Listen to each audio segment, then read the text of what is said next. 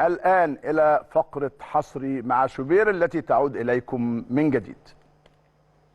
طيب، حصري مع شوبير. النهاردة عندنا الخبر الأول: أشرف بن شرقي بيتم تجهيزه لمباراة غزل المحلة، والجهاز الطبي حط برنامج تأهيل لأشرف عشان يجهزه للمشاركة في المباراة بعد القادمة.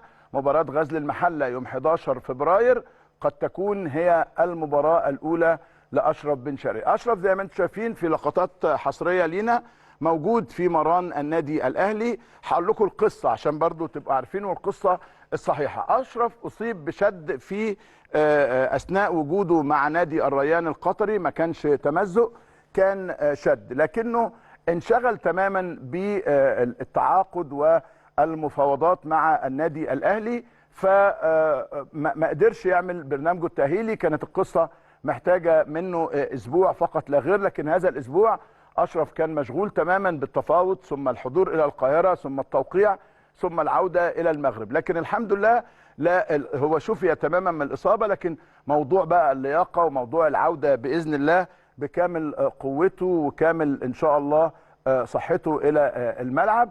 فأشرف كان موجود النهاردة الحقيقة في المران، وأدى مران جيد مع مسؤولي اللياقة البدنية والتأهيل في النادي الأهلي، حتى هتلاقي نفسه شوية يعني ادي دفعة مغربية.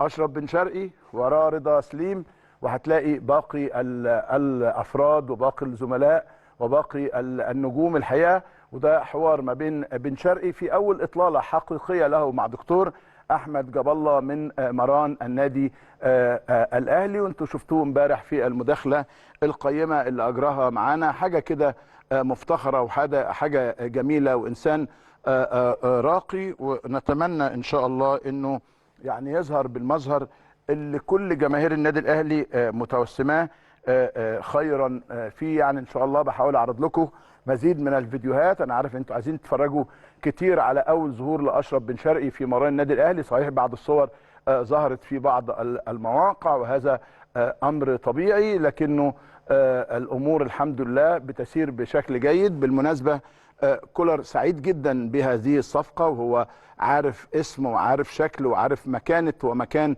أشرف بن شرقي بشكل جيد جدا جدا جدا. كل الدعوات من جماهير النادي الأهلي. خلاص سيبنا بقى من الحاجات دمها خفيف مع دخوله ومع لكنه الآن أشرف زي ما انتم شايفين أهو بيكمل الحمد لله. دي جرية لعيب من فضل الله، ولا ينقصه إلا اللياقة البدنية، والأمور بتسير بالنسبة له من حسن إلى أحسن. يعني أنت لو كنت مزنوق قوي الماتش اللي جاي وعندك نقص شديد في اللعيبة كان ممكن يبقى موجود في القائمة، لكن لمزيد من التجهيز. أنا أتمنى، هو في بكرة أجازة، أتمنى أنه ما ياخدش أجازة، وأعتقد أنه مش هياخد أجازة عشان يكمل إعداده وتدريبه وتجهيزه للمباريات القادمة وللمرحلة القادمة. أهلا بيك يا أشرف في النادي الأهلي، أهلا بيك في مصر من جديد. وكلماتك بالأمس الحقيقة كان لها رد فعل أكتر من ممتاز.